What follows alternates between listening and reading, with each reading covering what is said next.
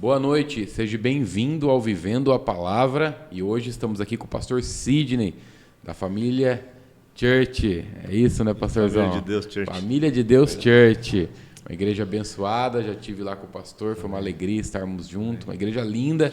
Né? Estávamos falando aqui da obra, né? Sim, Tem muita sim. obra pela frente. Obrigado, pastor, seja Amém. bem-vindo. Eu que agradeço. Boa noite, Deus abençoe a todos, hein? A vida do pastor André, Deus Amém. abençoe em nome de Jesus. Estamos aí na luta, né? Legal, pastor, que bacana. Pastor, queria começar te fazendo uma pergunta sobre a sua infância. Sim. Você já nos contou um pouquinho do quanto seu pai foi abençoado, quanto seu pai foi um homem de Deus. Eu queria que você falasse um pouquinho da sua infância, dos seus pais, aonde apareceu o evangelho na vida de vocês. Sim, eu, na verdade, meu pai e minha mãe, minha mãe era do Mato Grosso e meu pai era do Paraná. Então ele foi servir para lá, exército, e acabou conhecendo minha mãe para lá. E eles se converteram, pelo que eu sei da época, era da metodista. Aí eles vieram para Bauru, vieram para São Paulo, para Bauru. Aí meu pai se desviou, na verdade meu pai virou um alcoólatra a ponto de ser bem deplorável a situação dele. E minha mãe se desviou também, se desanimou e ficaram anos e anos afastados da igreja. Aí meu pai ele conheceu o Pedro Pérez, que era da igreja do pastor Léo, que é bem conhecido também. O Pedro Pérez é uma bênção. E meu pai trabalhava para ele. Na época ele tinha uma fábrica de gesso, de escultura de gesso. Antes até mesmo do Pedro se converter, ele tinha. Depois se converteu, foi para a igreja, um tempo depois ele terminou com essa fábrica, pelo que eu sei, né? E meu pai foi trabalhar com ele. Meu pai era eletricista, meus irmãos trabalhavam na fundição lá. E aí, através do Pedro Pérez, meu pai voltou para Jesus, que aí quando ele voltou para Renovado, quando ele foi lá para a igreja. E aí a gente começou a ir novinho, eu tinha acho que de 8 para 9 anos, eu não lembro o ano específico, mas era de 79, 78, e ficamos ali, eu fiquei ali até o meu pai falecer, a gente ficamos durante 10 anos aproximadamente. Então ali a gente conheceu bastante pessoa, estava conversando antes de começarmos aqui, Belquis, Ronóbili, esse povo tudo da antiga, né? É legal. Que era uma benção. Paulo Pérez, um abraço para Paulo Pérez, grande Paulo Pérez. E aí, aí meu pai se converteu, fui para lá, a gente começou a ir, minha mãe não ia na Renovada, a gente começou a ir, porque na verdade um pouco antes de meu pai ir para lá também, a gente tinha, minha mãe sempre, ela estava afastada, mas ela sempre, né, queria voltar e sempre nos incentivava a voltar. Então, na verdade, a gente cantava quando era criança e ela levava a gente nas igrejas. E até fomos aí nas cidades circunvizinhas, até brinco falando que eu viajei, né? Todo mundo dá ri, né? Porque é Pederneiras, Piratininga. Os bairros de Bauru. Então a gente foi cantar e todas as vezes que ia para sair para cantar, eu tinha uma irmã que a gente saía junto e ela levava a gente na porta do bar. Aí mostrava para meu pai, chamava meu pai saía embriagado e vinha e a gente estava de gravata, tudo trocadinho. Ela falava, seus filhos vão cantar e tal. Eu acredito que isso aí também fez parte um pouco da volta dele para a igreja, né? E aí ele voltou e nós começamos a ir. E a gente viveu de 8 a 10 anos, não me lembro bem, e meu pai tinha um dizer assim, que ele ia morrer dentro da igreja, que ele tinha pedido para Deus e tal. E, no entanto, aconteceu isso, né? Na época do Laerte, inclusive quem socorreu ele no dia do infarto lá foi o Laerte Soares, né? Que é o da Vitiver. Tá. E ele teve um infarto depois de pregar. Aí ele pregou, então eu lembro, eu não estava lá, eu estava para fora da igreja, adolescente, tinha corrido num bar para comer, do lado ali de uma lanchonete para comer um pão, que eu estava com fome, o menino me chamou, a gente foi, acabei, na hora que estava voltando, meu pai estava saindo já, carregado. Aí quem estava lá me disse, ele disse assim, eu estou vendo anjos aqui hoje, tal, orou, sentou, virou o rosto e simplesmente... E o sonho dele era isso. Ele tinha, na verdade, tinha falado para a gente em casa, né? Que ele ia falecer dentro da igreja, que Deus ia levar ele dentro da igreja, e realmente foi o que aconteceu. Aconteceu isso, e não é coincidência, porque ele frisou isso muitas vezes, dizendo, eu vou morrer sim, mas eu vou morrer dentro da igreja. né? Ele tinha um problema no coração, ficou vários até meses, né, vivendo precariamente por causa desse problema no coração. E nesse dia de manhã ele pregou e após a ministração da palavra ele faleceu. E como foi perder a referência, o pai na Então, adolescência? Então, pra gente, assim, eu tinha um irmão, na verdade, somos 6 irmãos. E quem ia com ele para a igreja, eu e a minha irmã mais nova. E tem o meu irmão do meio, se tornou alcoólatra também. E o mais velho também. O mais velho, para ter uma ideia, meu pai morreu em 88, ele morreu em 90 para 91, com 28 anos de idade, embriagado. Olha. Ele caiu, bateu a cabeça e teve um problema estourou uma veia da cabeça, então aí morreu engasgado com sangue e tudo mais, né, na madrugada e com 28 anos de idade. Olha que dó. Então, na verdade, quando meu pai morreu, a gente nós dispersamos, né? Eu mesmo saí da igreja. Eu saí da igreja em seguida. Aí a minha irmã, aí minha mãe ela tentava, mas imagina uma pessoa com 5 pessoas em casa, como que uma mulher, uma senhora já segurar praticamente todos os adolescentes. É difícil, é muito difícil. Não tem como. Aí saiu todo mundo. E aí vem a história da minha esposa, né? Quando a minha esposa entra na família, eu saí da Renovada, acho que em 88. Em 89 eu conheci ela, a minha esposa. E a gente namorou um tempo, casamos. E ela era totalmente ao contrário, né? Era a água para o vinho, né? Que ela não, água e óleo, né? Que fala. Ela nunca gostou de crente na época. E eu não falava que eu era crente também. Ela não falava a religião dela. Que depois até descobri que ela era da religião afro, né? Quando você conhece ela, você está afastado. Afastado, já estava afastado. Aí afastado. Aí casamos depois de 8 meses que eu conheci ela. 8 meses namorei. 8 meses. Aí começamos, vivemos uma vida totalmente infeliz durante 8 anos. E aí, depois desses 8 anos, ela conheceu Jesus, através de um pessoal lá perto de casa e tal. Até o pastor Ivo também, na época, ele já é falecido. E ela conheceu Jesus nessa época. E aí ela começou a ir para a igreja e eu continuei bagunçando. E ela foi para a igreja, no dia do batismo dela foi batizada do Espírito Santo, desceu as águas, já se levantou falando em línguas. Eu estava assistindo aquele dia, tudo. Eu gostava de ir assim, de longe, mas eu estava preso, né, pelo pecado ainda. Então ela começou a buscar Jesus por nós. Rapaz, você sabe que eu estava te perguntando como foi a perca, né, do seu pai conviver, porque eu trabalhei bastante tempo da minha vida com jovem. E a gente percebe o quanto que a juventude sofre quando ela perde, né, o pai, a referência, né? Quando já fui líderes de jovens que perderam o pai muito cedo e ele se perde, porque hoje eu tenho 2 filhos. Pai é referência, né, cara? Pai é estrutura, pai é alicerce, o pai cuida, o pai guarda, o pai ajuda. Então, assim, o pai é aquele que o filho tudo fica olhando. Ontem eu fiz uma brincadeira em casa, meu filhinho veio de 2 anos e fez a mesma coisa. Então, assim, eu puxei uma porta do armário e bati, né? Minha esposa estava meio distraída para dar um susto nela. Aí meu filho veio e fez a mesma coisa, né? Do jeitinho dele, né? Eu falei, olha como que é, o exemplo, né? Sim, sim. E aí quando você perde um pai, você perde uma referência, né? Sim, Ainda sim. mais o teu pai, que era um homem de Deus. E Sim. você deve ter tido muitas histórias cristãs ao lado dele, né? Nesse Sim, período. sim. Você deve ter presenciado muita coisa Sim, sim. que ele fez. Foram, assim, foram momentos, assim, peculiares, né? A gente que vivia ao lado dele. Até conto, às vezes faz muito tempo que eu conto isso, e que a gente tinha, uma das histórias foi, a gente ia para Bariri. Eu ia com ele ia pregar lá em Bariri. Acho que toda terça-feira a gente saía à noite. E tinha um irmão, eu não lembro o nome dele mais, ele levava a gente.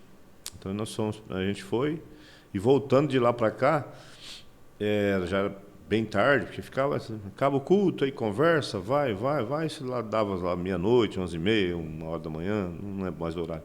E a gente vinha, estava bem escuro o tempo. E por lá de Bariri, lá tem na época tinha. Hoje tá bom pra caramba, né? Mas na época era uma via só. Sim, simples, né? Então, do nada, aparece um caminhão na frente. Do nada. Um caminhão apagado, assim, a traseira de um caminhão apagado. À noite, numa curvona, eu lembro até hoje isso. E o irmão diminuiu, eles sempre orando, eles conversando. Meu pai era muito de oração. Aí estava conversando, e aí, nossa, o caminhão tá meio um pouco longe, assim, uns 10 metros longe. Eles foram freando. Porque o carro do irmão era novo, era um Opala. Na época o Opala era o 0 km, né? Diplomata, imagina. Ixi, A gente vinha baita embora. carro, né? E do nada o caminhão some, aparece e um pouco depois ele vai sumindo e ele vai freando, tipo a 50, 60 por hora numa pista. E do nada me aparece uma árvore caída no meio da pista. E o caminhão, cadê? Aí foi só glória, porque na verdade Olha, aquele caminhão apareceu lá atrás para que exi- diminuísse a. não Não existia existia o caminhão, né? para que diminuísse para que diminuísse a velocidade, Livramento. porque tinha caído uma árvore na pista. Então, uma dessas foi. O Volpato sempre conta, que é o Vato, na época, não sei se já ouviu falar do Já Vato, ouvi ele é falar. veterinário. Já. Ele conta muita coisa, sabe? Ele viu muita coisa lá do meu pai, e às vezes estava conversando com ele esses tempos atrás, aí eu encontrei com ele um tempo atrás, e com outros irmãos, aí a gente começa a conversar, eles começam a chorar, porque né, lembram Da daquilo história, que, traz saudade, né? que Ainda que a foi. gente saiba como que tá e onde tá, mas Sim, traz sim, saudade. sim. Né? E uma das coisas que me marcou minha infância foi, a gente tinha uma mania de adolescente dormir em casa, e um na casa do outro. Na época era bem rígido, não tinha celular, não tinha nada. Não tinha celular, não tinha computador, não tinha A criança internet. brincava, né? Eu brincava. O brinquedo da gente era arrancar aqueles bolinhas de espinho, fazer fazendinha, né? Aquelas coisinhas. E aí foram pousar em casa, e tinha um cacho de abelha na entrada de casa. Aí eu era o mais abençoadinho da turma, esperei eles ficarem todos debaixo e taquei uma pedra no cacho de abelha, a abelha voou e mordeu todo mundo e ferrou todo mundo. Já fiz isso também, viu, pastor? Mas era legal, né? Era bom. Aí meu pai chegou do trabalho cansado, minha mãe brava. Disse, o que está acontecendo? Aí tinha uma visita, estava em casa, justamente a visita foi a que mais foi ferroada. Nossa. Aí ela falou, ó, não falou que eu taquei porque ninguém viu, né? Eu fiquei meio que escondido, né? Senão tinha tomado uma sova também. Aí falou para ela, não dá para condição dessas abelhas, eu tenho que tirar essas abelhas. Ele falou, tá bom, eu vou orar. Aí entrou pro quarto, todo mundo foi dormir, orou, foi orar. No dia de manhã cedo, a hora que a gente saiu para brincar, né? Era cedinho, acordava cedo, todo mundo. Né? Hoje acorda 10 horas, né? Antigamente acordava cedo para brincar. É verdade. E minha mãe varrendo a área, porque havia naquela noite uma carreira de formiga preta, ela subia pela parede e entrava no cacho, e eles entravam em briga, a abelha com a formiga. Conclusão, ficou um monte de abelha morta no chão e minha mãe só recolheu com a pá. As formigas acabou com as abelhas. Acabou com as abelhas. E aí, se fosse hoje, alguém falar, pô, é coincidência. Não, não pode ser coincidência, porque meu pai orar, ele disse, eu vou orar para ele, e Deus vai entrar com providência, porque na verdade e aconteceu isso. Rapaz, a gente brinca, né? Naquela época, eu lembro quando eu era muito jovem, assim, tava conversando aí uma moça, uma senhora, né? Uma senhora de oração da igreja, aquela senhora do coque, sabe? Quando ela vinha pro lado, cara, quando aquela mulher colocava a mão na sua cabeça, É assim mesmo. Assim mesmo. sai de baixo que tem coisas aí. É assim mesmo. Pastor, e aí você se afasta da igreja, você passa um período fora. Sim. O que acontece nesse período fora? O que você vai encontrar lá fora? Como que é a sua volta para a igreja? Na verdade, assim, quando meu pai morre, um pouco antes do meu pai morrer, eu sempre tenho essa palavra aí que ele sempre disse isso para a gente, ó, eu e minha casa serviremos ao Senhor. Amém. Josué. Eu e minha casa serviremos ao Senhor. Em todas as circunstâncias. Quando ele morre, eu saio totalmente da igreja, porque eu já tinha meus irmãos fora. Meus irmãos já estavam. Esse mais velho não tinha morrido ainda. O mais novo estava na época do flash dance, essas coisas ele todo. Então, que enchia os olhos da meninada na época, que era música eletrônica, eu fui chegando. E eu saí simplesmente. Eu não era de beber, não era de se drogar. eu não fazia nada disso, né? Porque eu tinha os princípios, né? Às vezes usava não bebida por conta de amizade, né? Mas droga não, nunca usei. E aí eu saí, fiquei pouco tempo fora, né? Da igreja, assim, solteiro fora da igreja. Conheci a minha esposa acho que um ano depois que meu pai tinha falecido, fui para Mato Grosso, queria ficar para lá, minha mãe não deixou, vim embora por conta do meu irmão. Aí meu irmão morre, eu já estava casado. Aí ficamos 8 anos. Eu fiquei 8 anos afastado, assim, uma vida totalmente destruída. Aí eu descambei para o lado da prostituição, né? E, e isso aí, assim, todas as vezes que eu encontrava alguém, ou quando eu ouvia, eu lembro uma vez, a gente faz até estava fazendo um culto nas praças aí, né? Estavam fazendo culto nas praças e eu sempre falo, às vezes, uma vez lá passando perto da praça e os irmãos fazendo um culto e cantando um hino e eu comecei a chorar, fiquei muito mal com aquilo porque eu sabia onde eu estava, que eu estava errado, né? Quem já pisou, Sim. né, no Santos, você não sabe viver em outro Sim. lugar, né? E aí eu vi assim muito claro a palavra que o meu pai lançou em casa, dizendo eu e minha casa servindo ao Senhor, por conta da minha esposa. Assim, minha esposa foi para casa, ela, como já disse, né, ela não gostava de crente nem a pau. Ela queria ver outra coisa, mas não queria ver crente na frente. Então, quando ela descobriu que o povo era crente, aí que ela ficou, ela irritava, ela afrontava, então até um certo ponto. Aí ela se converteu, foi para a igreja, e eu continuei na bagunça, né? Depois de um tempo, eu voltei para Jesus. Aí naquela época, não sei se você lembra aquela época, se é da tua época, assim, se você se recorda, que naquela época o pessoal ia muito nas casas para orar. Sim, Tipo, tinha serenatas, sim, né? e aí também para assim, Deus, quando ela era de uma religião afro, né? Então tinha muita visão, vulto na época. Eu lembro na época de casadinho de novo que ela via algumas coisas e às vezes ela tacava a panela. Não, o que está acontecendo? Tacando panela? Não, eu vi um negócio, entrou um treco aqui e tal, e era, Pra né? lá, né? Sabe? Eu falei, caramba, mas não tem nada aí não. Tá, beleza. E foi vivendo assim, mas aí quando ela se converteu, Deus começou a usar ela, né? Que hoje em dia muitas pessoas falam, mas está escasso, é que nem a gente estava conversando. Infelizmente a minoria usa para termos de enriquecimento ilícito em relação de Sim. dons, essas coisas. E na época as pessoas iam em casa para ela orar.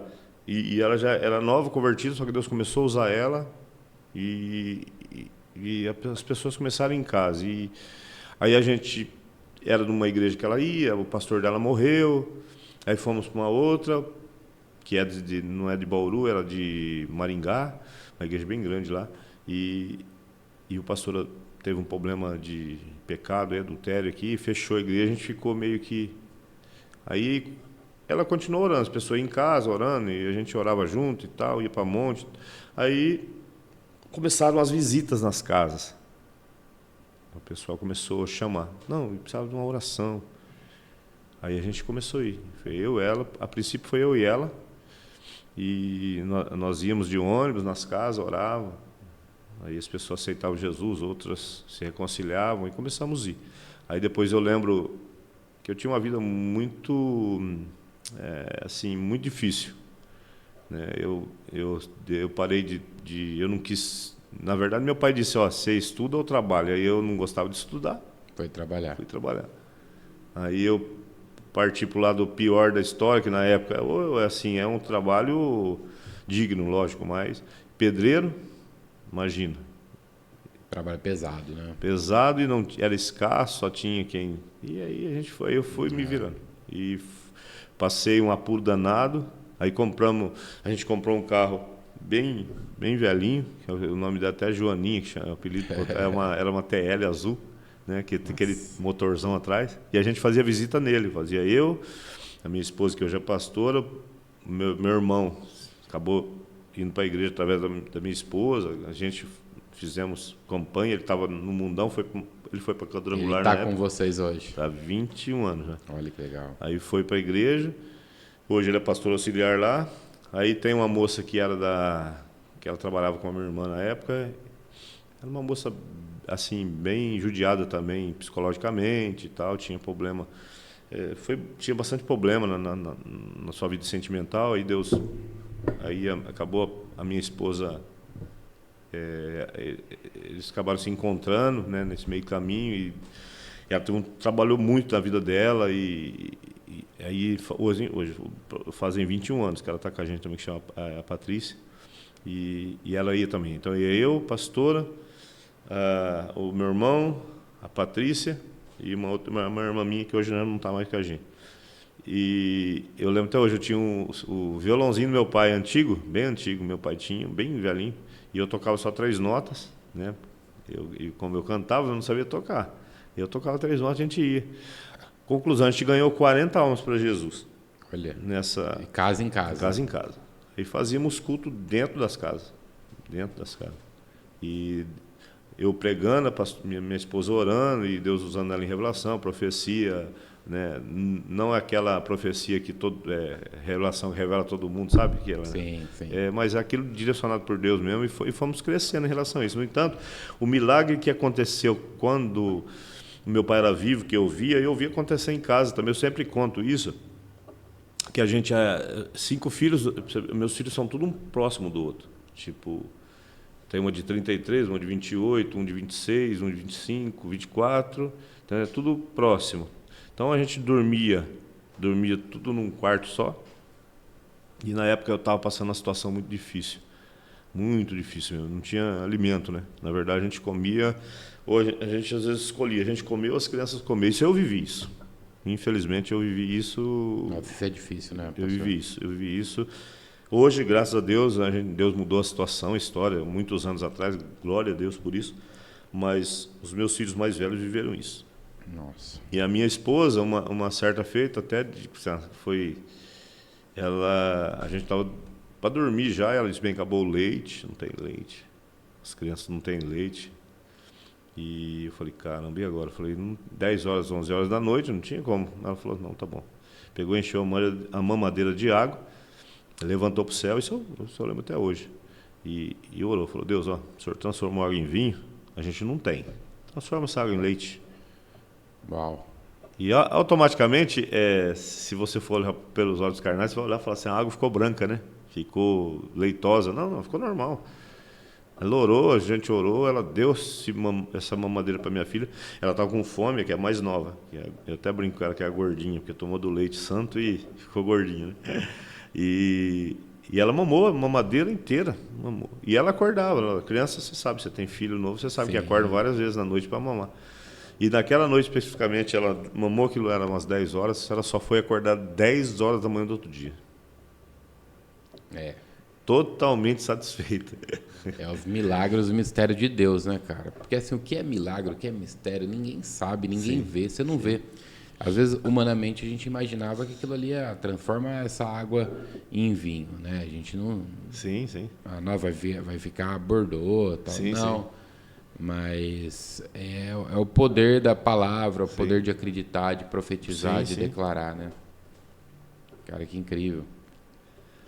TV. E uma criança não dorme 10 horas, 12 horas com fome de jeito nenhum. A criança acorda a noite inteira com fome. Não dorme. E aí foi uma das coisas que aconteceu com a gente no decorrer desses nossos anos aí de evangelho, né? Depois de minha esposa ter aceitado Jesus, porque minha esposa também, ela veio de uma família, ela perdeu o pai quando era novinha, mataram o pai dela na época. Aí a mãe dela morreu quando ela tinha 7 anos de idade, então ela não tinha assim referência, até digo com orgulho, né, que a referência dela realmente foi Deus, né? Foi Deus que direcionou, foi Deus que cuidou. Foi a melhor paternidade, né? Foi o Espírito Santo porque tem muita gente que tem tudo e não viveu metade do que ela viveu com Deus hoje, sabe? Tem muita gente que tem pai e mãe e é órfão, né? Sim. Aí eu sei, porque eu perdi meu pai, você sabe como que é. As pessoas falam, né? E perder o pai, você perde uma referência. Perde. A mãe também, né? Aí também. A mãe, o pai, né? A mãe é o amor, é o cuidado, é o carinho, né? O pai é o exemplo. O pai é o que protege, né? E os meus filhos, assim, Escutei esses dias uma pessoa, eu até disse isso uma vez, eu escutei esses dias um pastor, um podcast de São Paulo, se eu não me engano foi até o filho de Josué Gonçalves, estava fazendo um podcast e ele estava conversando com um pastor dos Estados Unidos. Aí ele perguntou: pastor, se você fosse abrir um ministério e começar tudo do zero hoje, você começaria como? Ele disse: eu começaria dentro da minha casa, com os meus filhos, com a minha esposa. Sabe, isso aí mexeu muito comigo, porque a minha família, a minha casa em si, os meus filhos, netos e tudo, noras, 99% estão dentro da igreja hoje, com a gente. É isso. E eles, todas as vezes que eles estão por administrar ou pregar, eu quero ser igual ao meu pai, eu quero ser igual à minha mãe, sabe? Exemplo, né, cara? Então eu fico feliz com isso, porque é sinal de que a gente está caminhando tá certo. dando fruto, né? E isso é importante. E se você não der, pastor, na sua casa, você vai dar onde, né, cara? Você não governar, como a Bíblia diz, né? Aquele que não governa bem a tua casa, como que ele vai governar a obra de Deus? Como que ele vai cuidar do que é de Deus? Sim. Então, assim, hoje infelizmente, existe pessoas que vivem de fachada em tudo na vida, em tudo, seja, né, na área empresarial, na área familiar, na área pastoral, existe pessoas que pregam uma coisa no altar e a hora que chegam pregam outra. Eu passei por um episódio, eu fui ministrar uma palavra uma vez em uma certa denominação, já faz muitos anos isso, e eu sentei numa cadeira e atrás de mim estava o filho e o pai. Eu estava sentado aqui, o pastor e o filho atrás. Aí o pastor subiu, veio outro filho e sentou. O pastor subiu para me chamar, para falar da igreja e tal. Aí o pastor, cara, deu uma palavra tão bonita mesmo, sobre família, sobre unidade e tal. Aí um falou assim pro outro: que bom se fosse assim em casa. Só que eu estava na frente, eu ouvi isso. Para mim isso foi muito chato de ouvir, porque graças a Deus eu comecei minha caminhada dentro da Presbiteriana Renovada, e por onde eu passei, Presbiteriana, Brasil para Cristo e Rasgando Céus. Por onde eu passei, eu tive pastores que pregaram e vivem realmente, sabe? Então eu vi isso e falei: poxa, que chato. Eu lembrei disso na hora que você estava falando, porque realmente você pregar na frente da sua esposa, você pregar na frente da sua filha, do seu filho e falar, né? É isso. A gente tem que ser exemplo na prática, né? Não na palavra. Porque na verdade, assim, nós somos seres humanos, né? Somos sujeitos a errar, né? Com certeza. E com certeza já errei muito, né? E a gente já conversa, eu e minha esposa, a gente se conversa muito. E os nossos filhos, a gente procura direcioná-los para viver. Eu quero me desgastar na obra. É o que todos eles têm esse mesmo desejo. Desde o mais novo até o mais velho. Não, pai, eu quero viver da obra, eu quero correr atrás das coisas, eu quero fazer, sabe? Então, no amor pelo já evangelho, tão né? direcionado. Então a gente faz trabalho junto. Eu faço trabalho com os meus filhos. Mas é isso, pastor. O grande erro que muitas pessoas cometem é achar que na frente dos filhos precisa ser diferente do que verdadeiramente é. E não precisa. Você não precisa ser um super-herói intocável, inquebrável, infalível. Até porque a vida não vai ser assim com eles. Sim, com certeza. Já chorei muito perto deles. É isso. Em questão humano, cara. Em questão de decepções. E, sabe, eu assim... O maior incentivo que você tem, eu sempre digo isso, o maior incentivo que a gente tem que ter é dentro da nossa própria casa. Porque se os teus filhos e a tua esposa estiver te aplaudindo, te dizendo: nossa, tá puto que da hora, é porque eles estão vivendo, né? Eles estão vivendo aquilo através da sua vida. Aqui em casa, por exemplo, a minha esposa, ela ora na igreja e eu prego. E recíproco, assim... quando eu oro ou quando eu prego, no outro dia, por exemplo, ou quando ela ora, quando eu prego, perdão, no outro dia a gente recebe mensagem dos filhos, velho. Imagina seu filho mandando para você, pai, que da hora que foi ontem, caramba, velho, eu acabei eu me matei chorando porque Deus usou. Isso vale Deus, muito, hein? Deus falou comigo através da mãe, sabe? E não foi pessoas terceirizadas só, é pessoas dentro de casa, cara. Então isso aí para mim, cara, isso aí não tem preço. Não tem preço. Pastor, e aí você visitando o lar, visita aqui, visita lá, foi ganhando pessoas aí para Jesus. E como que surge a igreja? Então, na verdade, Qual que é a história da igreja? Então, na verdade, a gente tinha ali no Jardim TV, né, um ponto de pregação, onde tem um pessoal lá, um pessoalzinho que começou. Teve algumas pessoas, mas só que quem ficou mesmo da época foi, de obreiros, foi o presbítero, né, que é o meu irmão, a Patrícia, aí a Patrícia casa com o Jean, e hoje eles são pastores auxiliares da igreja, eles estão na igreja há uns 20 e poucos anos já. E algumas outras pessoas, inclusive, que estão com a gente. Mas obreiros assim, antigos mesmos são eles.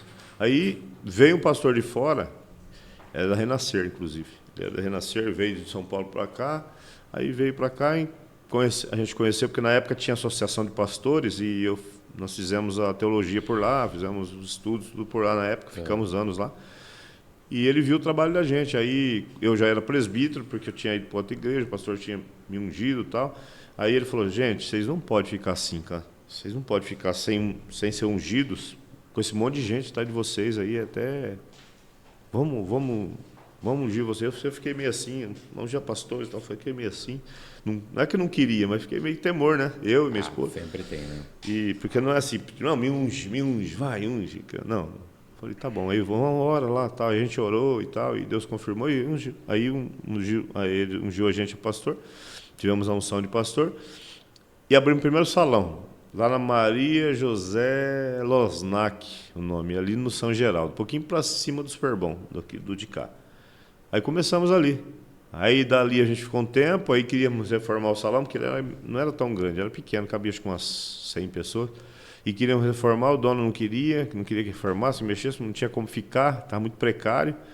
Aí um irmão, nesse meio tempo, arrumou um salãozinho pequenininho ali na Cursi Júnior também. Aí fomos para lá. Aí de lá ficamos um tempo, nós tivemos as decepções que todo mundo tem, né? Sim. Tivemos uma decepção muito séria na época, e a ponto de eu não desanimar com Deus, desanimei com as pessoas. Aí eu estacionei, de verdade. E minha esposa continuou orando e tal. Não, bem, não é assim, vamos, não. Eu estacionei. Aí estacionei por vários anos.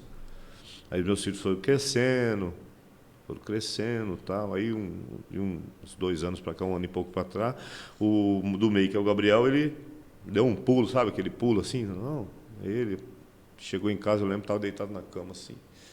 Aí ele falou assim, mãe, vamos pegar firme, vamos para cima, eu não quero saber desse negócio mais de ficar morno não, eu quero correr atrás. E eu fiquei olhando, eu falei, gente, até fiz assim, né? Bati palma e disse, pode vai com Deus.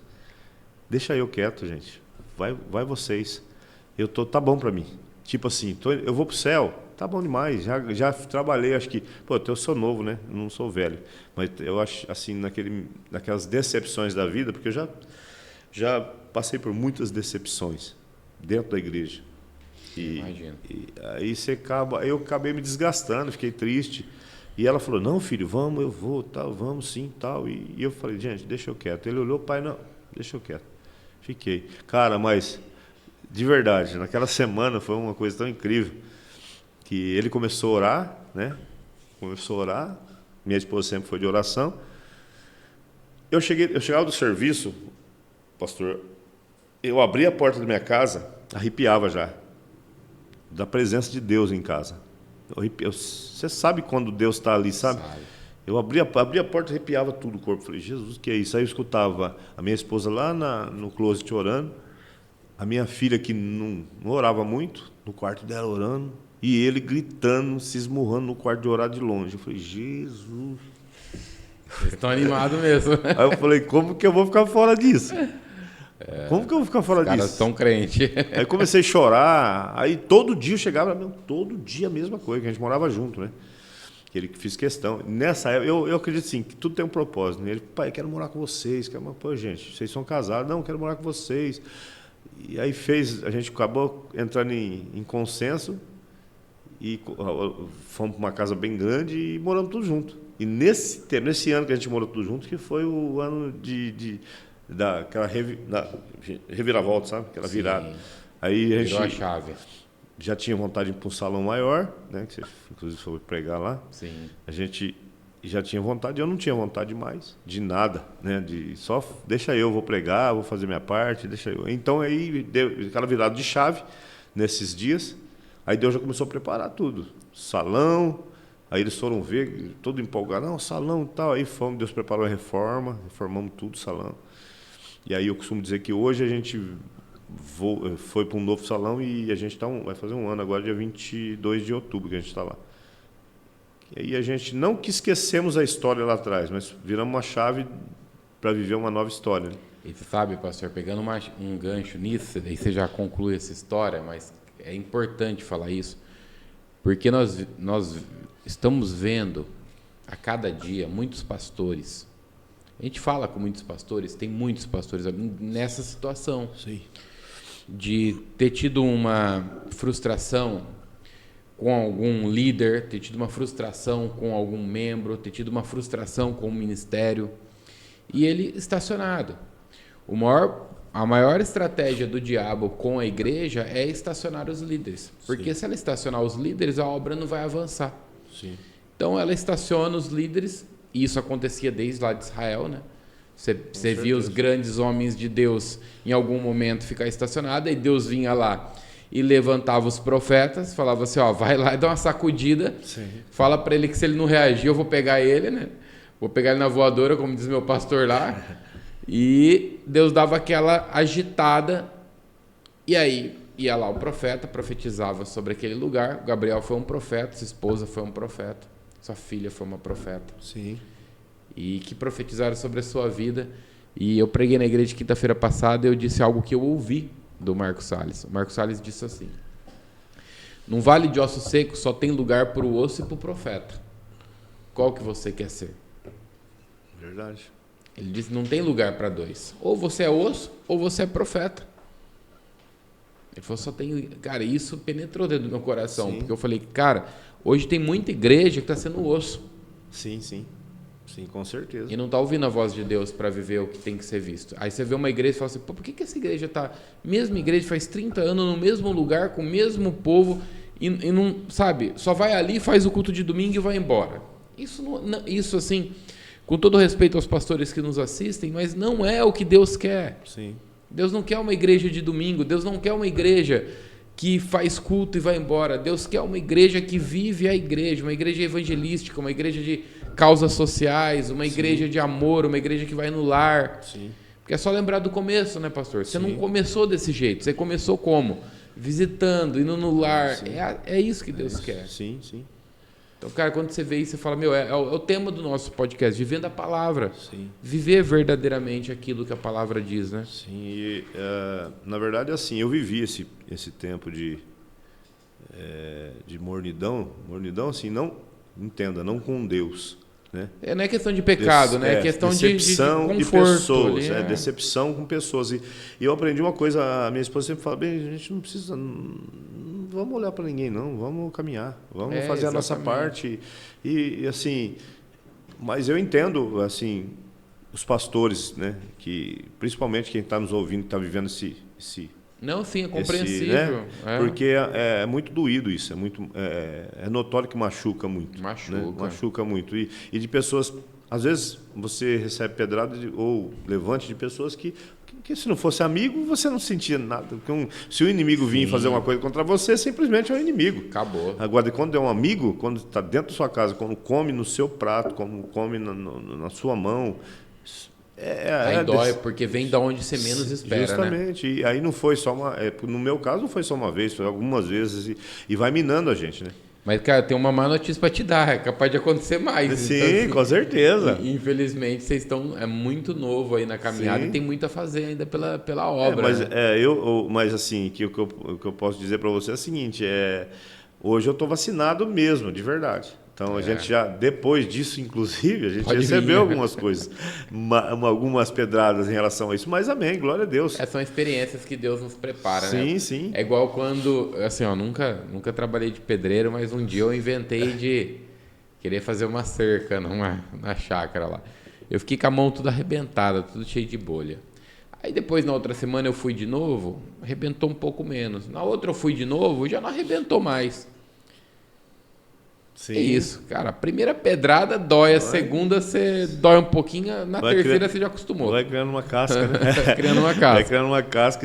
Hoje, assim, aí a gente inauguramos um novo templo e começamos, então, na hora que virou a chave, a gente virou de uma vez só. Falamos, vamos fazer. Então, a gente tem trabalho social hoje, a gente está fazendo até, sabe, né, uma obra de 600 e poucos metros, inclusive, fazendo só de um dia da semana, porque eu não tenho tempo. E nós estamos pensando já em ampliar o templo aí, e mudar algumas coisas. Isso é pela fé, sabe? Porque se eu não viver pela fé, não adianta viver. É verdade. Se eu viver só o que eu vejo, e eu costumo pregar e dizer uma frase que ela é bem séria, e a gente tem que prestar atenção nisso. Eu sempre digo, quem não tem testemunho para contar, está vazio de Deus. É verdade. Não é? É verdade. Quem não tem testemunho para contar, está vazio de Deus. Algum testemunho você tem. Viu? O homem sem boleto e o crente sem luta não tem graça, né? Com certeza. E lógico que, às vezes, o retorno não vem no dia que você quer, mas Deus vai dar esse retorno. Uma hora vem. Uma hora vem. E como eu digo, hoje a gente inaugurou um novo templo, estamos com uma nova visão em relação, não nova visão em relação à palavra nem nada, porque a gente tem a mesma visão, né? Sim. Em relação à nossa própria vida, e os exemplos que ficaram para trás, a gente para pensar, a gente analisa as pedras e os tropeços para poder andar melhor hoje, né? Sim, uma igreja muito linda, parabéns. Obrigado. E Parabéns, a gente está caminhando ali. A gente tem começamos um trabalho social, eu estava fazendo na praça.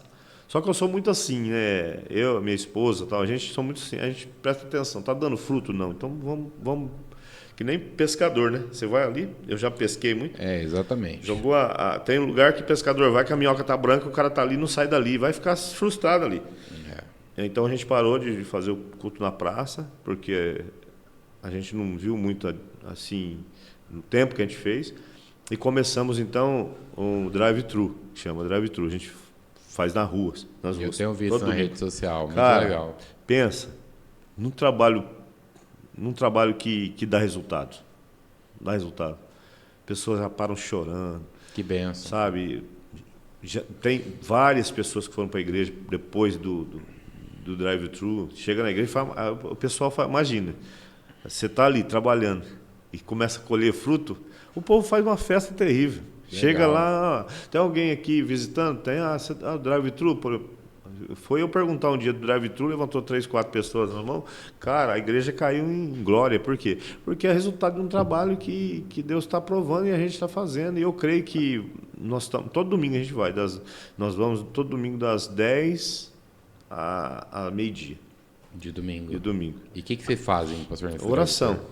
Oração. Vocês ficam lá, eu vi que vocês ficam com uma plaquinha e tal, a pessoa estaciona. 20 e poucas pessoas ficam. Então, recebem uma oração. Sim, ficam lá para baixo com as plaquinhas, né? A gente tem as plaquinhas lá, oração, Jesus te ama e tal. Aí tem uns cones, meus filhos ficam já direcionando a pessoa para parece que você guarda civil, sabe, para parar. Tem gente que entra até sem querer, entrou, já era. Entrou e orou.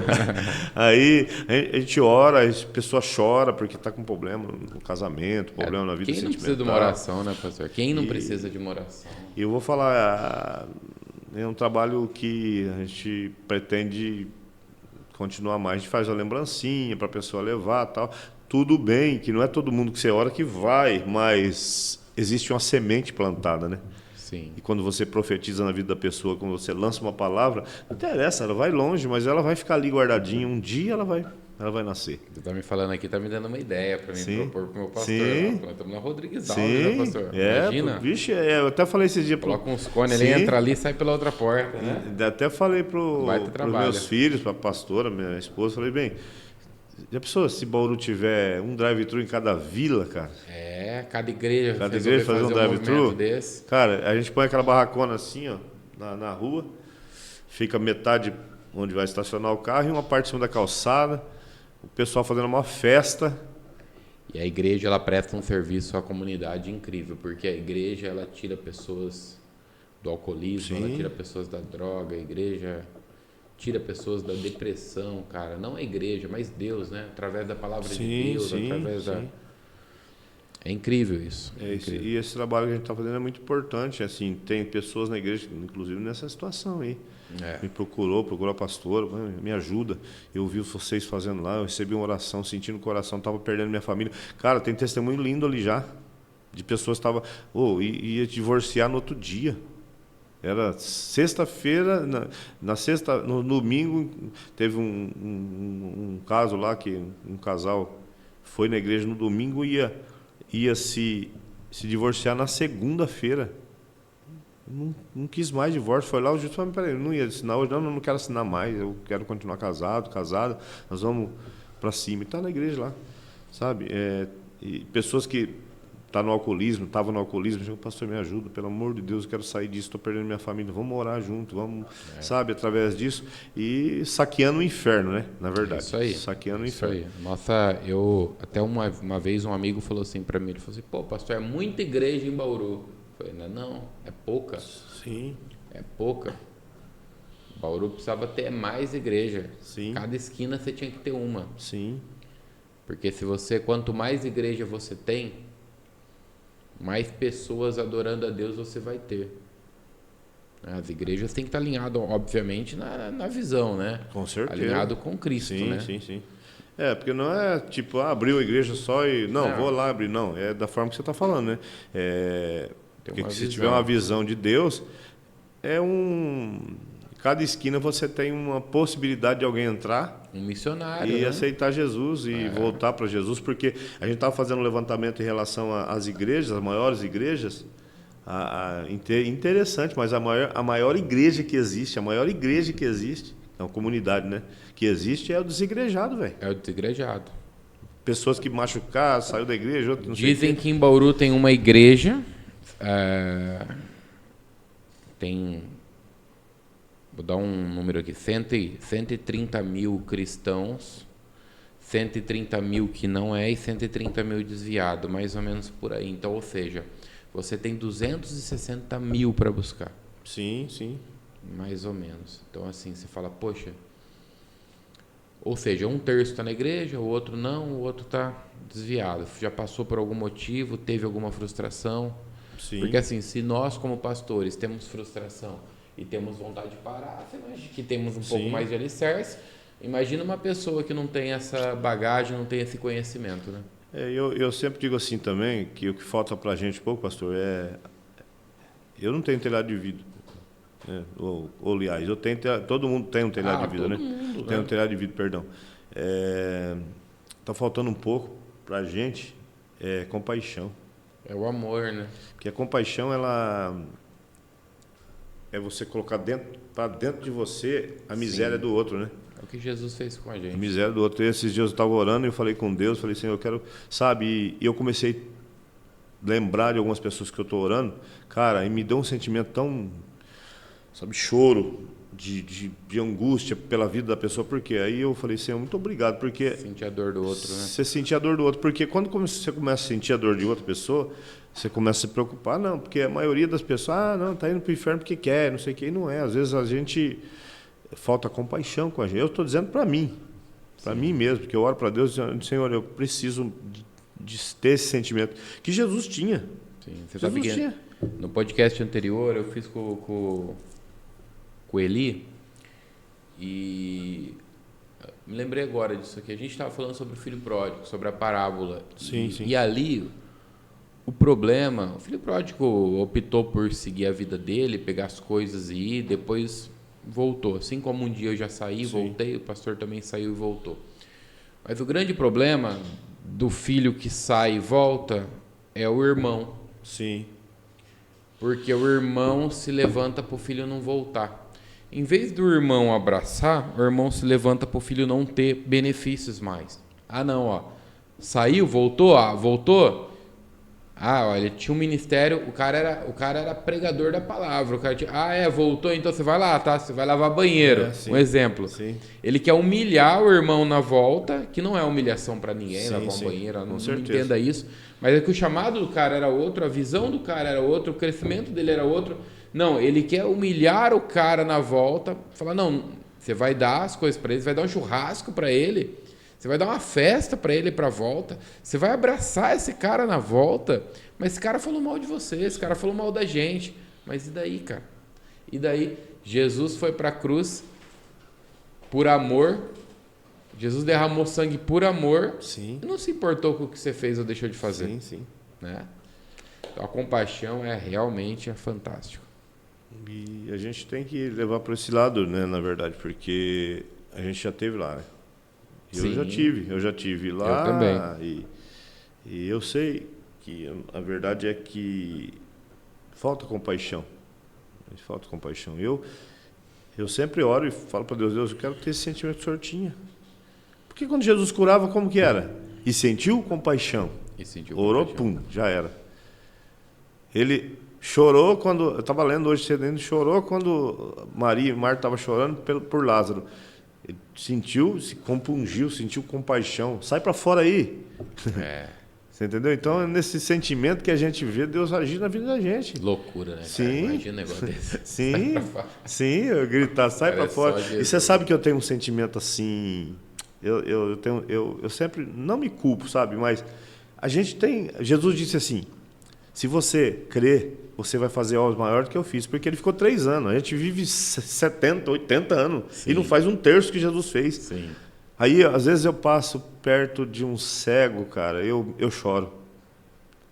Que às vezes falta coragem, ousadia para ir lá e declarar. Sabe, cara, vai lá, põe a mão. O Espírito Santo sempre fala, vai, põe a mão, cara. Você sabe que tem uma história, não sei se você já ouviu isso, acho que era de Goiânia, o pastor, se não me falha a memória. Ele entrava dentro dos velórios, não sei se você já ouviu essa história, ele entrava dentro dos velórios, colocava a mão na pessoa e declarava a vida. Ele entrava, declara vida, aí saía. Se aconteceu ou não, né? Aí o pessoal falava assim, cara, mas você é doido, meu. Eu falei, cara, eu creio no Evangelho, eu declaro. Se vai acontecer ou não, problema. O problema é de Deus, né? O problema é de Deus. O meu é de declarar, o dele é de fazer. Com certeza. E sabe que eu tenho esse tipo de visão aí, só que eu tô me moldando para isso aí, sabia? E não é vergonha, será? Não sei que é falta de coragem, cara, né? É coragem, ousadia, né? De você cara, ir lá esses dias eu trabalho ali, eu fiz um serviço ali na Batista, né, no final da Batista, tem um pessoal trabalhando ali, e eu tomo conta, né? Hoje eu não trabalho mais, né? Só eu, graças a Deus, tomo conta, né? E eu vi um rapaz, ele tem problema nas pernas e tal, e até na fala. E ele foi tentar levantar, e eu estava com outro irmão conversando, eu vi ele levantar, ele foi caindo para trás. Eu falei, será que ele está caindo para trás ou ele está deitando? Aí eu fui lá, pus a mão dele, falei, quer ajuda? Ele balançou a cabeça, quero. Aí peguei, botei ele no lugar de volta e voltei. Cara, eu fiquei mal o dia todo com aquilo. Porque, cara, o poder que a gente tem dentro da gente é para pôr a mão e falar assim, ó, em nome de Jesus, levanta aí, sai andando, sabe? E você sabe que a questão, acho que não é nem a cura, a questão é a salvação. Sim, né? sim. Às vezes eu vi que várias vezes quando Jesus curou, ele falou assim, hoje a salvação chegou na sua casa. Sim.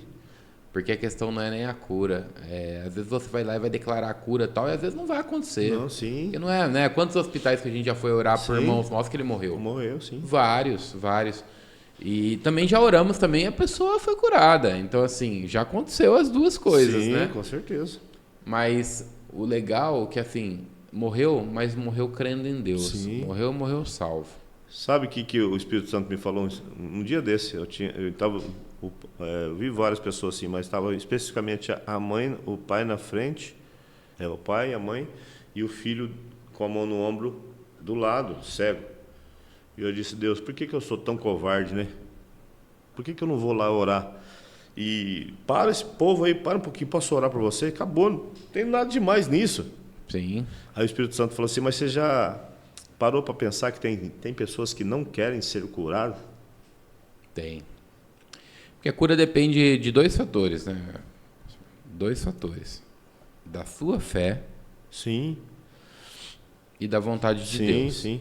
Se eu ministro sobre você e você não tem fé, você não vai ser curado. Outra Você precisa coisa, ter fé. você sabe, tem pessoas que elas ganham, infelizmente, tem pessoas que têm a vida tranquila, assim, tipo, Ganhou a estacionou, vida, assim, aí você vai lá, até nesse sentido o Espírito Santo falou comigo, sabe? Dizendo assim, tirando um pouco até o fardo das minhas Sim. costas, por eu falar, pô, por que eu não vou lá e não oro? Por que eu não vou lá e Deus não faz? Mas sentimento seu eu tenho também. Acho que a gente que caminha com Deus, a gente tem esse tipo de sentimento. Porque a gente olha o sofrimento dos outros e fala, poxa vida, eu gostaria tanto de... É que nem, André, pastor, eu passo em lugares que tem gente abrindo loja, cara, eu vou no carro profetizando, Deus abençoa, em nome de Jesus, que prospere, sabe? Por quê, cara? Porque eu quero que a pessoa prospere, sabe? Sim. Independente de quem seja. Sabe, tem gente, é por isso que o galardão da gente não é por aquilo que as pessoas veem, né? Porque tantas pessoas que eu já orei que nunca me viram na vida, nem sabem quem eu sou, sabe? Mas eu passo, vejo ali. Pastor Williams que fala que toda vez que ele vê um carro zero sem placa na frente dele, ele ora pela pessoa, né? Porque é um sonho que a pessoa Sim. acabou de adquirir, né? Sim. E é isso. Mas a gente nem sabe. Às vezes você vai declarar uma cura agora sobre a vida de alguém. É igual evangelismo. Assim, você já deve ter orado por centenas de pessoas naqueles drive-tour. Sim. Não é todos que estão na tua igreja. Sim. Alguns vão, outros vão embora, outros vão para casa. Outros estavam de passagem ali, nem moravam na região, mas estavam passando por aquele lugar.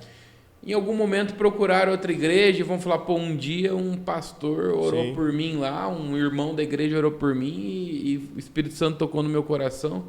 Eu lembro uma vez que a gente fazia um trabalho que chamava Eclésia. Esse trabalho, ele era na Praça da Hípica.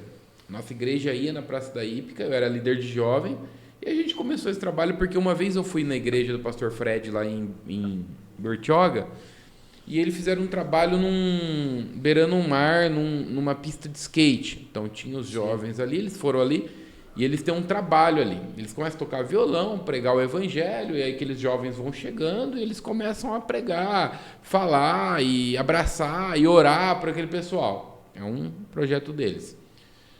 Acho que chama Ralph, alguma coisa assim. Eu vim para cá, falei, pô, vou fazer isso também. Achei legal, vou implantar. E implantamos o Eclésia. Cara, deu super certo. Um dia a gente fazia na Praça da Paz, outro na Praça da Hípica, e não era pensando em quantos membros a gente ia converter, não era isso, longe disso, não era esse o objetivo. Um dia passou-se uns 6 meses, falei, cara, a gente tem que avaliar o resultado disso, fruto, porque eu vi aqui 100 pessoas, mas era 100 jovens da igreja, Sim. e a gente não tinha um contato com as pessoas que estavam na praça. Aí, cara, eu levei uma pancada com isso, porque eu vim embora definido a acabar com esse trabalho. Falei, não faz sentido ter, tal. Cheguei na igreja, um dia o pastor Williams me para, ele fala assim, cara, eu recebi uma mensagem no meu WhatsApp, olha isso aqui. Aí ele pegou e me mostrou um cara de uma barraca, que fazia batata frita, ele falou assim, ó, depois que vocês começaram a ir, a minha vida mudou, eu voltei para a igreja, tal. O cara contou a história dele. Aí um outro cara, que era um morador lá de rua, um dia ele aparece na igreja do nada. Ele falou assim, ó, vim aqui agradecer.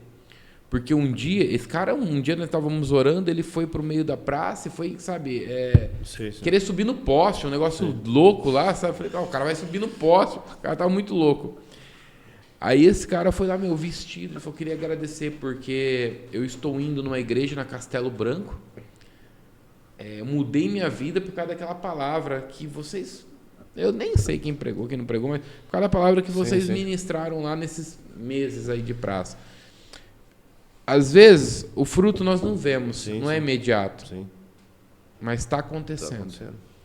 A gente precisa continuar, ou através do drive-tour, através de evangelismo, através de uma obra no sertão, que eu pego quando a Rasgando os Céus vai lá no sertão fazer uma obra. Cara, qual que é o interesse que você tem nisso? Sabe? Não tá preocupado com nada, porque o cara tá lá no sertão, cara, no meio do mato. Tá no meio do mato. Quem conhece o sertão sabe que às vezes o cara não consegue nem assistir um culto online, Sim, sim, sim. né? Não tem tecnologia.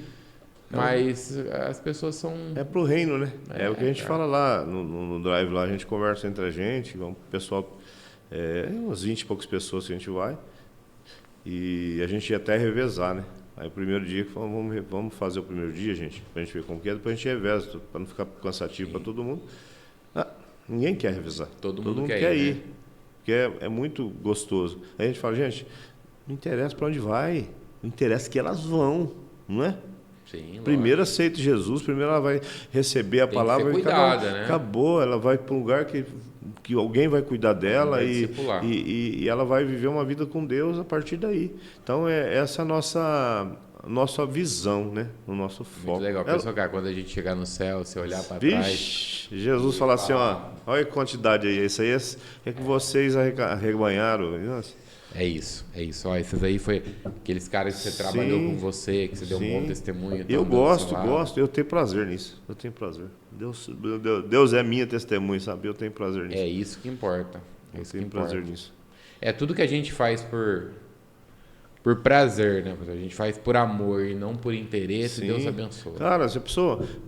Nossa, cara, eu não sei nem que eu não sei nem expressar meu sentimento. Quando eu chego lá, alguém procura a gente e fala, nossa, mudou minha vida, mudou minha casa, mudou minha família por conta disso. Cara, eu fico anestesiado, vou para casa... Não tem dinheiro no mundo que paga isso, de jeito nenhum. Gratidão, né? E Deus é bom demais. Amém, pastorzão. Estamos caminhando aí para o fim. Amém. Eu quero te agradecer por essa história, né? Por esse resumo que o senhor nos contou. Eu sei que tem muita coisa que... Aí quem sabe a gente faz a parte 2 aí pra gente contar. Né? Mas eu quero desde já te agradecer, agradecer a vida do Gabriel. Pô, vocês têm sido bênção na cidade. E eu já fui em bastante lugares ministrar e sem nenhuma demagogia. Eu agradeço a Deus porque quando eu cheguei na igreja de vocês, e eu falei isso até pro meu pastor, eu falei, cara, os caras são sérios. Aquela igreja é séria. Amém. Aquela igreja prega o evangelho. Amém. Dá para ver em vocês, na recepção, no amor das pessoas ali. A gente se sentiu muito amado quando a gente esteve lá. Estive lá com o Zé, com o Sandro. Foi mais alguns irmãos acompanhando. E na outra semana, acho que foi o pastor Willis que esteve lá com vocês. Ele falou a mesma coisa. Foi benção. O sentimento também dele de Foi um lugar. É um lugar que Deus vai usar muito vocês ali. Amém, Jesus. Amém. Eu agradeço a Deus primeiramente, a vida do pastor. O Gabriel sempre é o captador, né? Corre atrás. Ele gosta muito de dormir. Toda quinta ele vai lá, né? Rasgando Céus lá. Ele me chama às vezes, mas às vezes não dá para ir. Eu estou cansado, porque eu trabalho com meu trabalho é um pouco correria, vezes, né? Então eu vou descansar um pouco. Mas eu queria agradecer a Deus pela vida de vocês. Obrigado aí por ministrar a palavra lá também com a gente. Estamos à disposição. Quando quiser, as portas estão abertas. Em nome de Jesus, agradecer ao pastor William também. Que a gente conversou bastante depois lá e nós somos gratos, sabe? A gente tem gratidão. Deus ele tem nos dado graça e vamos juntos. O nosso alvo é um só, né? Ganhar Amém, almas para Cristo. É isso aí. Pastor, para a gente encerrar, o que o senhor espera dos próximos anos? E deixa uma mensagem para o povo que nos assiste. Sim. Bom, esperar dos próximos anos que esses próximos anos serão de lutas. E eu costumo dizer assim que a igreja verdadeira vai aparecer daqui para frente, né? É verdade. Porque vai ter perseguição. E onde está o seu coração é onde vai estar o teu tesouro, né? É verdade. E eu queria dizer às pessoas aí que estão nos assistindo, talvez você seja um desigrejado hoje. Talvez você seja uma pessoa que se afastou por ficar triste por uma palavra de um ministro, um pastor, de uma pessoa da igreja. Jesus nunca se esqueceu de você. E a gente faz esse trabalho nas ruas porque amamos as vidas. E eu até digo para elas, está vendo tudo isso? Está vendo esse pessoal? É por vocês. É porque o Senhor nos colocou aqui porque ama. Entendeu? Então eu queria que você entendesse que Jesus te ama, tem um plano na tua vida e que estamos aí, pastor André, as igrejas que estão abertas são sérias, né? Igrejas sérias. Estamos aqui de braços abertos para receber vocês. Em nome de Jesus. Amém. Amém? Glória a Deus. Gente, obrigado pela sua audiência, obrigado por você ficar aqui com a gente. Se você puder compartilhar essa live, curtir o canal Vivendo a Palavra, ativa o sininho para você receber as notificações. Temos também o Instagram Vivendo a Palavra. Pastor, me fala o Instagram da igreja, as redes sociais. Família de Deus Church. Família de Deus Church. Os cultos são de? Quartas, às 20 horas e domingos às 18 horas. Quartas, 20, domingo às 18. Tem o drive-thru, trabalhos sociais. Sim, sim. Então, aí. Se você quiser trabalhar na obra e lá servir de auxiliar de pedreiro do pastor, é só ir de sábado lá, né, pastor? Aleluia. Só ir de sábado lá carregar um cimento, viu, irmão? Eu queria já terminando, eu queria agradecer os irmãos que têm nos abençoado lá. Um pessoalzinho que tem ido lá, tem sido bênção mesmo. E tem firme, a pastora está cozinhando para a gente lá todo sábado, a minha filha. Que legal, pastor. Eu queria agradecer a vida deles também. Os irmãos aí que fazem a CrossFit, tem Sim. CrossFit todo sábado lá na Eles Família Church. Estão lá agora Church. fazendo CrossFit lá. Estamos lá. É isso aí. Amém. Gente, muito obrigado, que Deus te abençoe. Amém.